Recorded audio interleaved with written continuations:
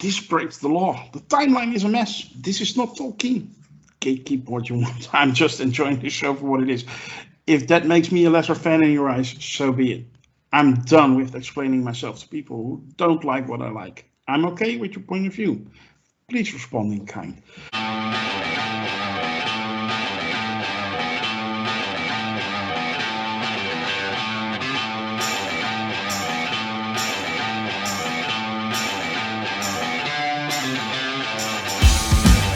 Hello and welcome to the Review of Champions. It's time to talk about the finale of the Rings of Power, Episode 8, Alloyed. With me is Merv. As always, when we talk Rings of Power, how are you doing, man? Good, how are you? I'm great. Enjoying my Sunday evening. Before we start, I would like to ask you all to hit that like and subscribe button and maybe join our forum on Sakar, sakar.freeforums.net. It's that nice little community full of nice fans. We would love it if you sign up and join the conversation. And if you want, you can join us on the show as well. Then I think season 2 for the Rings of Power drops in 2024, so you have some time, but please join us. We're going to talk spoilers, so if you haven't seen this week's episode, go check it out first and then come back to the video. Merv, what did you think of the finale? I thought it was very satisfying. The last week was a little bit of I felt treading water a bit in setting up for this finale. And even though it didn't hit me until like midway through that maybe we wouldn't see anything with that Balrog, I still felt like wasn't even thinking about the Balrog during almost all of this finale because there were so many other interesting elements that they were finishing off or revealing or just giving a very good emotional point of view and scene. I don't know. I was very satisfied with how this ended. Me too. I thoroughly enjoyed the finale.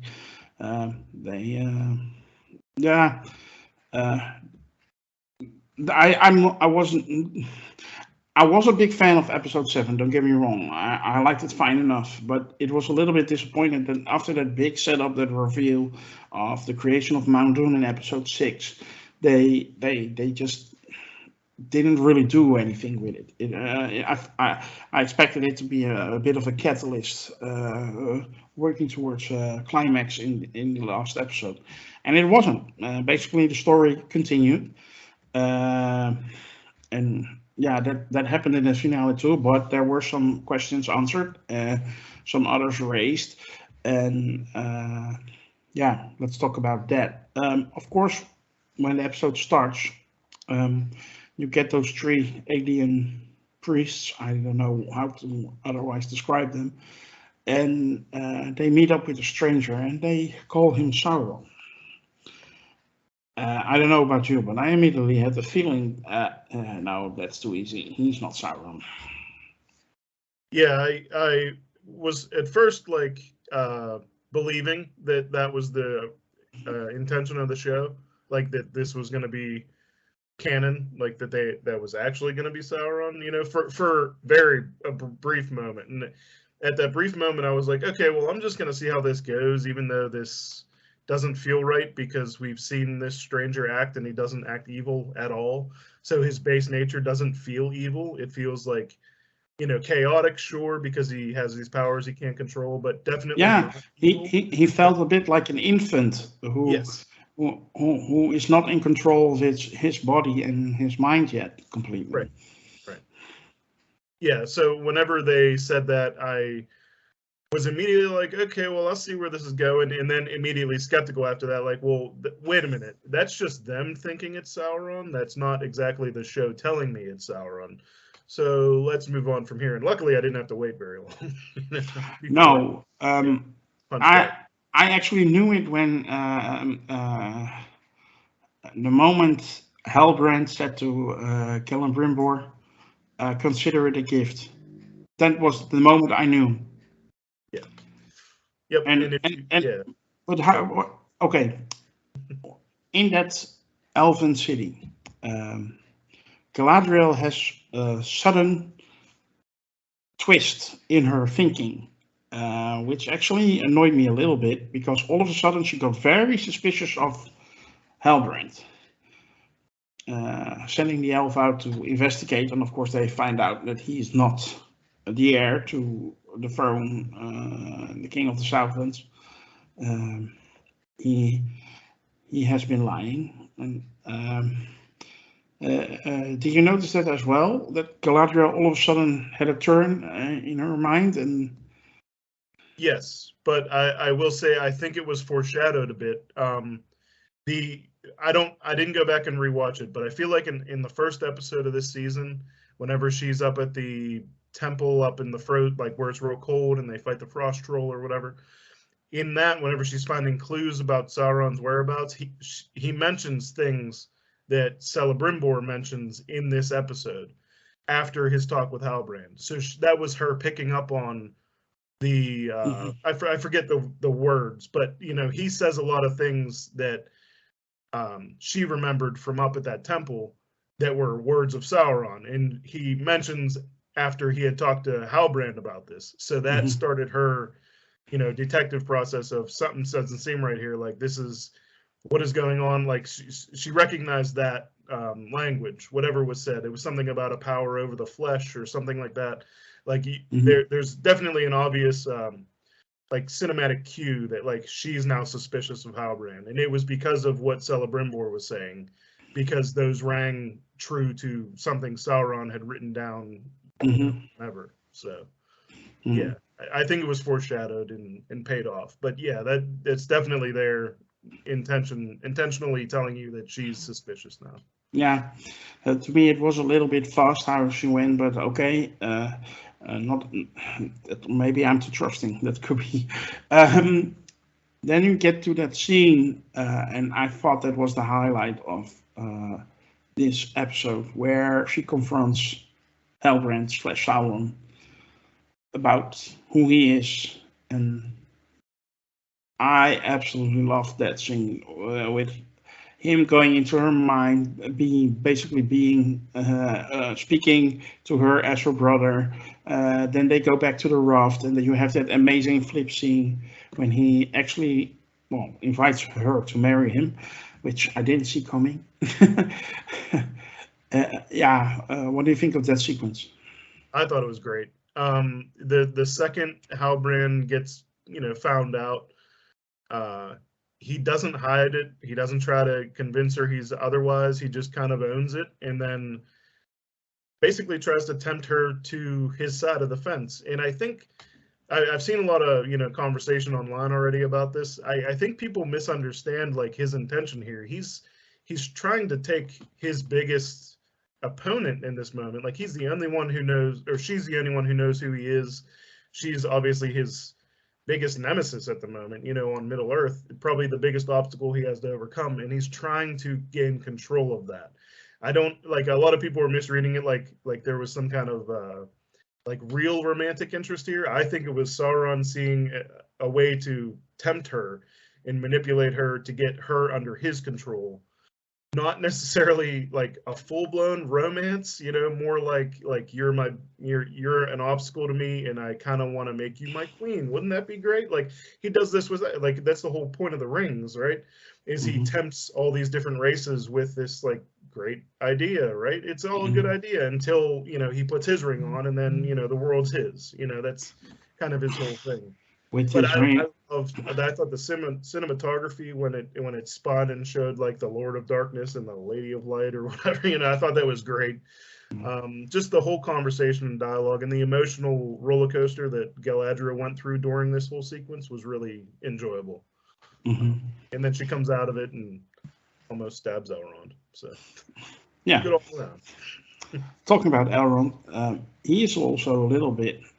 He wants to trust his friend. But he also knows that she can't be trusted fully, at least as far as established in the show. Of course, later on in the movies and later on in the lore, there's a complete trust in Galadriel.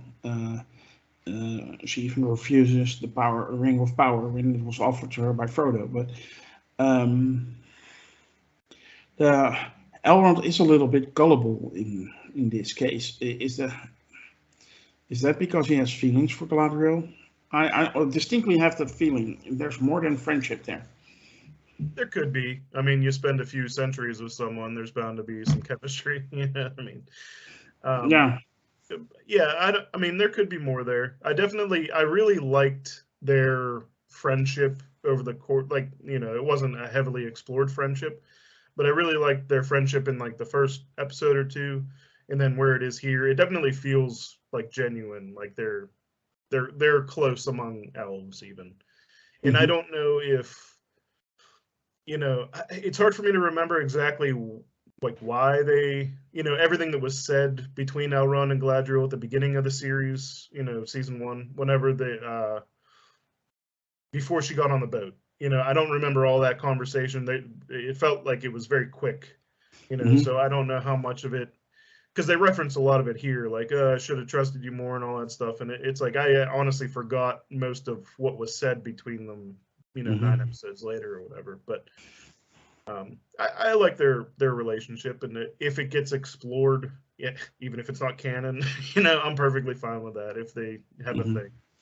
Be careful what you say before you get an angry Twitter mob behind you. Uh, It's but fine. and then, of course, he does find out what happened and what Galadriel did. Without, of course, uh, it's not her fault, but yeah, she did make a mistake, a costly one. Um, but it's too late. The rings of the three elven rings are forged by Celebrimbor, and I already read some chatter online that that is actually wrong because the three rings for the elves were the last one to be forged, actually, in the lore. Uh, any thoughts about that? Or I think it makes sense in the context of the show, by the way. Are you implying that the show isn't following the lore to a T? Yeah, and you know I what? I'm gonna say that I'm totally okay with that. yeah, I mean, like, you know, I'm not a lorist. You know, I've read the books. I've said it before, but I only read them once, and you know, I'm not like a you know super big Tolkien knowledge fanboy. So what difference it makes in actuality, I have no idea. But in the show, it made sense. There was this. I Hmm. mean, they made it make sense for the show. I'll put it that way. If that's better for you know And they had a good purists. reason to forge Yeah. those rings. I mean, So they would help to bring back the light to the elven and save them. yeah, somehow they capture the light of the tree along with you know different aspects of Valinor, Hmm. and they put them in these rings, and supposedly that's going to allow the elves to remain on Middle Earth. Which I guess I mean I'm not really. I guess I'm not even sure. So when they came to Middle Earth in the first place, like obviously it was to destroy evil. So I mean Galadriel knows there's evil still, but whatever. If their reason to stay in Middle Earth is that we get more fun adventures, I'm perfectly fine with that too. But they basically you know took they would have had to either leave Middle Earth or find a way to replicate this tree's light. And it seems like that's what these rings are doing. They're replicating the light of the tree so that they can still maintain their immortal aspect or whatever, their elven nature. I don't know. Hmm. But yeah, I'm fine with it. It made sense in the show. It was good enough for me, and it was a really satisfying scene, the forging of it, and the ties to Galadriel, especially if this is going to be kind of her series. You know, I'm getting that impression that like she's going to be a relatively main character throughout this entire, you know, however many seasons this goes. Her direct ties to the you know rise of Sauron potentially and the rings among the elves just you know it's good for her character. I think it gives her a lot of different angles to look at. Mm. Yeah. Well, besides this whole storyline with Galadriel, Sauron, Elrond, and the rings being forged, we get a good amount of storyline with the stranger in the Hardfoot community. Um, what did you think about that? Well, I wouldn't want to call it an action scene, but there was this scene where those Harfoots tried to liberate what we at that moment think is Sauron, which actually turns out to be one of the priests. And then at a certain moment, the stranger grabs a hold of that staff, and then, well, to me, it's obvious he's a wizard. Uh, and they announce it as much. They call him Ishtar. I think that's one of the wizards, or another name for wizard. So, yeah, what do you think of that scene? Because I actually thought it was great to watch action with Harfoots. Yeah, and just to point out, because I was curious about this because I had the closed caption on, in the word ascetic. I don't know if I'm saying it right, but ascetic came up as one of the characters talking. It was like ascetic saying something, and I was like, is that the character's name, or is that what we're calling these people? Because we've just been calling them like priests or whatever. And actually, they all had individual names. Ascetic was the one with like the robes like around her head, like the more religious looking one. And then Dweller was the short haired one with the staff. And then Nomad was the more warrior female one. I guess they were all female, but and I just thought that was interesting little touch. I liked it. It was fine. It was kind of short and to the point. You know, it was clear. It told us everything we needed to know about these people, which is they were looking for Sauron, but they didn't find him. They found instead a wizard, and then they had a quick fight, and you know the Harfoot leader gets mortally wounded, and it was a nice little wizard reaction scene. I don't know, you know, whenever he defeats them and sends them back to the shadow, they kind of appear almost like a ringwraith form or something like that. So I don't know if that implies that they were something from a different, you know, maybe from this shadow world that Sauron's trying to reach or gain power over or whatever. So I thought it was fun. It was interesting. It was, you know, there wasn't much more to it than that. Like it was perfectly encapsulated in that, and it was a good way to, you know, have the stranger kind of take control of his power, because now he has. I assume he still has the staff. It seemed like once he got that staff, that was really the way to harness his ability. And you know, as we know, all the wizards in Lord of the Rings, they all have their own staff. And those priest aliens, they touched his mind in some way, because his speech was also a lot better after that scene. The Harfoots are taking off to greener grounds, and they basically let Nori join the wizard on his quest going to the lands of Rune. And when they leave, he states, when in doubt, Nori, Brandyfoot, always follow your nose. And I could now insert the Leo DiCaprio meme from Once Upon a Time in Hollywood. Yeah. Like the whole fandom that watch the show and enjoy the show, and watch the show and don't enjoy the show did when they hear that name, when they hear that sentence, because basically it's a direct callback, or callback to a movie that's set later in the timeline, but you know what I mean. A direct callback to the Fellowship of the Ring, where they are stuck in Moria, and Gandalf says that to Merry. So, now my big question to you, because questions were answered, but questions were raised. Is this Gandalf confirmed? Or is this one of the wizards who taught Gandalf these kind of wise things? I'm more inclined to think it's actually just Gandalf. Yeah, me too, but yeah. I've been open and kind of almost wanting it to be like one of these blue wizards that are very loosely, you know, detailed in the books or whatever, or just something else, only because we've gotten like 6 movies with Gandalf as a rather main character, you know, at least very main supporting character. And it would be cool to explore a different, you know, because we kind of know what he's going to evolve into, you know, which is Gandalf. But if it's not Gandalf, if it's like a blue wizard or something, maybe there'll be some twists and turns that I'm not expecting, and it would just be different to see.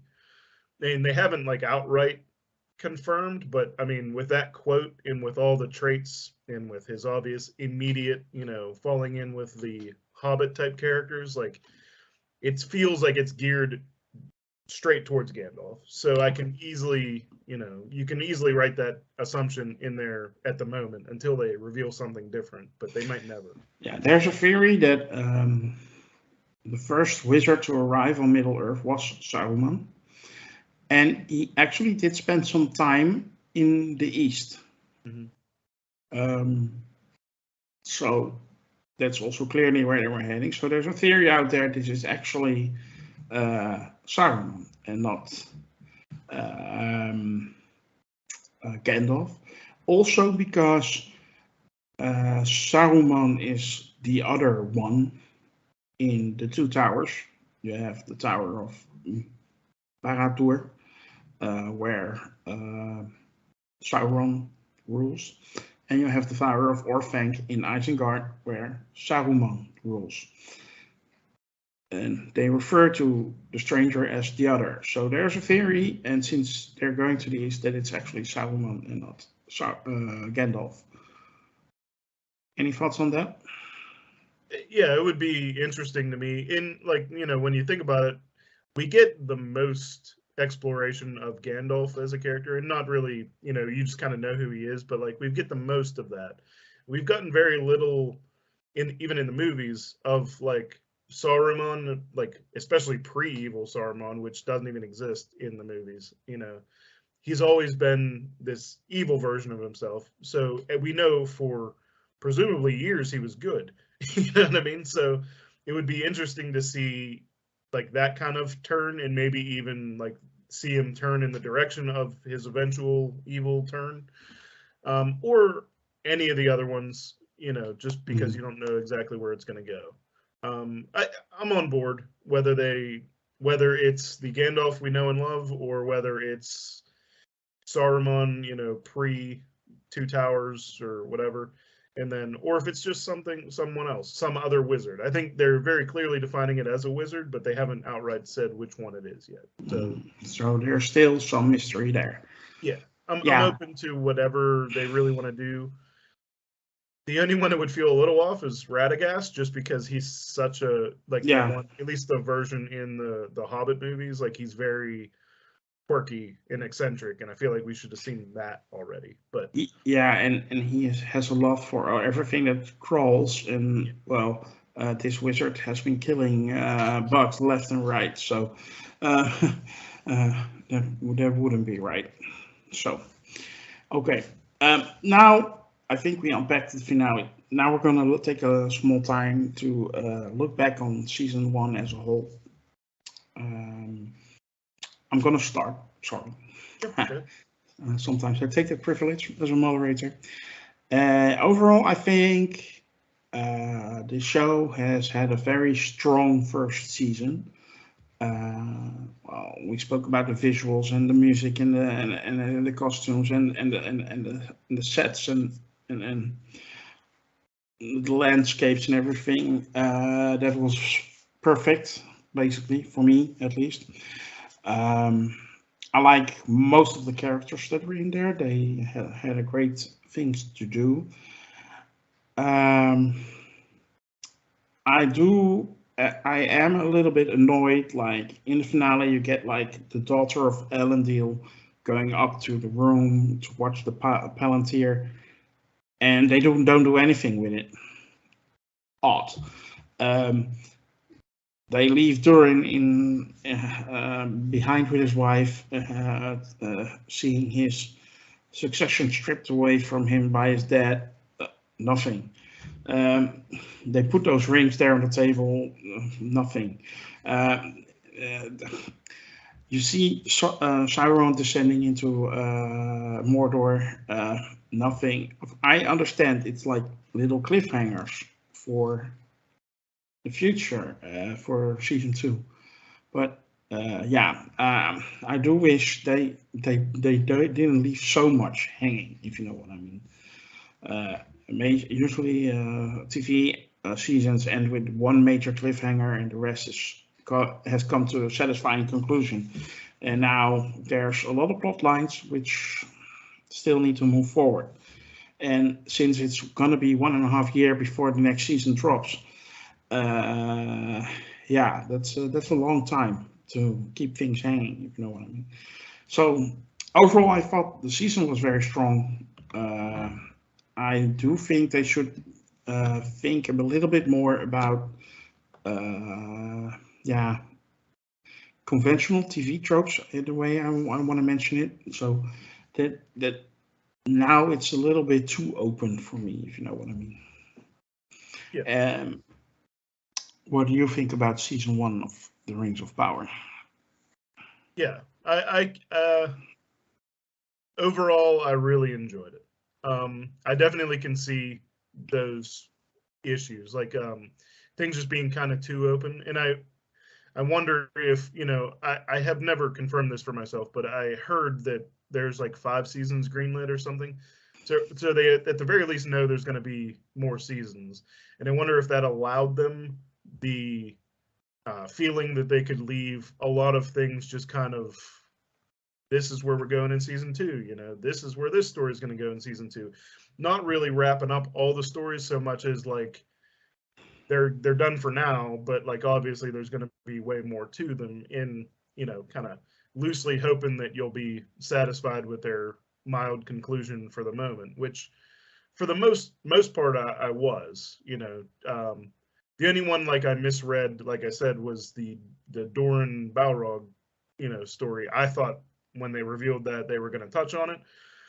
If they only revealed that to tell us that this Balrog exists and is eventually going to destroy Khazad-dûm, like I feel like that was another misplaced, how dumb do you think your audience is, for the last episode. But as a series overall, yeah, there's a lot of characters here I really like. You know, from episode 1, it was just really fun to get back to Middle Earth and to see it done production wise properly, musically, visual effects and all that stuff. There's zero complaints about any of the audio and visual on this show. The only, somewhat critique would be like maybe some of the writing or storyline choices and things like that. But like, there's so much of that I really enjoyed that overall, like I was very pleased. And I thought once you got past the initial episode or 2 of setup and character base building, like you had to introduce a lot of things right out of the gate, and it felt a little slow. For the most part, most of the episodes like were pretty ramping up effectively up until that Udun episode, where it kind of climaxed a bit. And then I thought they took a little bit of a foot off the gas for last, and then I thought had a pretty satisfying finale. Yeah. Not very action packed, but I thought the revelations to a lot of the questions were really satisfying. All right. Let me ask you this. A lot of people are the biggest complaint about the whole show is from people that are not like, this show is trash because it doesn't follow the lore. I'm just gonna ignore that. But one of the biggest issues a lot of people seem to have is the pacing. It's going very slow. I personally enjoy that. Not everything has to go fast. I mean, I've mentioned it on the Endor review we did as well. The first 20 minutes of Once Upon a Time in the West, one of my favorite movies of all time. Literally nothing happens. And I enjoy that thoroughly. So I don't never skip it, what some people apparently do. But I actually enjoy that moment where nothing literally happens. So I'm okay with the slow pacing. How about you? Yeah, and I don't think it's so much like there's a difference between nothing happening and it relying on like more storytelling than action. I think people misuse the term nothing is happening whenever they're expecting action and they don't get action. Which I think if you're expecting like a very big action romp out of the Lord of the Rings stuff, like, well, I don't know where you get that idea. Like the majority of the time in the movies, at least the Peter Jackson trilogy, is not very action packed. Like the action is the highlight, which sure, that's great, but the I mean, the Fellowship of the Ring, like 90% of it is them walking. You know, the Two Towers, like a large part of that is just them walking. You know what I mean? Like, it's kind of the joke about that stuff, but it's more the build up to those big action set pieces and making sure that it matters. You know, Yeah. like just pointless action doesn't do anything for most audience members, I think. Yeah. But yeah, I don't really have an issue with the pacing overall. Like I said, there was an episode or two maybe where I felt like we were treading water. But you know, if we're getting plot revelations or interesting dialogue or character depth, that's not action. But I'm just as invested in that as I am like a big, you know, Helm's Deep, you know, sword fight, you know what I mean, or something like that, you know what I mean, like Mhm. or a Balrog chase through a dwarven tunnel. Like the interesting character dynamics are just as satisfying to me as any of those big action sequences. So I'm perfectly fine with this pace so far. You know, without knowing exactly where they're going to go. Obviously, in the end, I think everyone coming into this knows that it's going to end with that last battle. Yeah. You know, or it's gonna, you know, that's gonna be like the last season is gonna have a lot Yeah. to do with that. So it's coming. It's a coming, you know, but you know, I don't need like all these other big battles along the way to like ramp up to this, you know, Exactly. huge battle. I think this show is perfectly balanced actually, when it comes to that. And again, I don't mind the slow build up. Okay. Last thing we need to do is rate.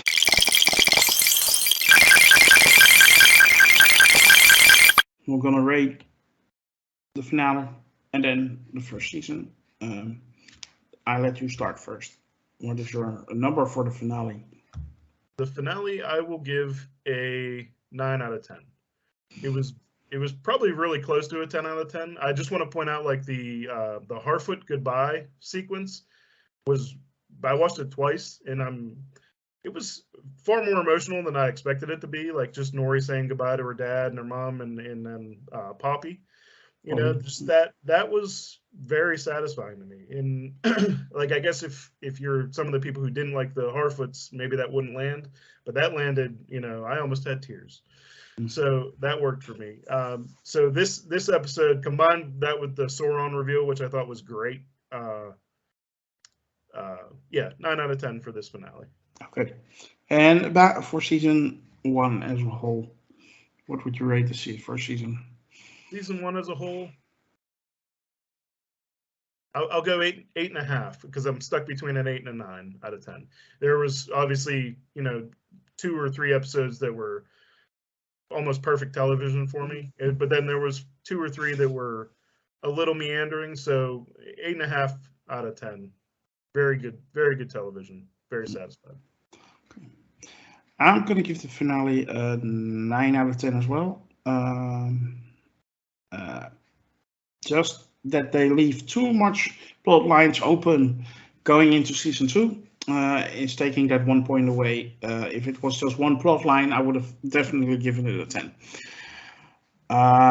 For the whole season, I also will give it a 9 out of 10. To me, it was way too good to deduct too much points. Again, the small disappointment of episode 7, where they just didn't use the creation of Mount Doom as a major catalyst for the story, and the fact that they leave too much plotline open gives me that I can't give it a perfect 10 because I was very close to giving that, and I was never expecting beforehand to do that because I said so on the board. I was ready to hate on Amazon when it came to the show, and yeah, I just can't fault them for it. So the fact that I have to give it a 9 out of 10 says everything. And now you're going to talk about the Wheel of Time. No, I'm not going to watch that show if it comes so lowly recommended. You don't have to watch it. Good. Like I said. Okay, that will conclude our review for episode 8, Alloyed of the Rings of Power, the season finale. Before we finish, I would like to ask you all to hit that subscribe button and notification bell on YouTube. Follow us on Twitter, like our Facebook page. Join the forum on Sakar. That way you will never miss us, and we won't have to miss you. Bye.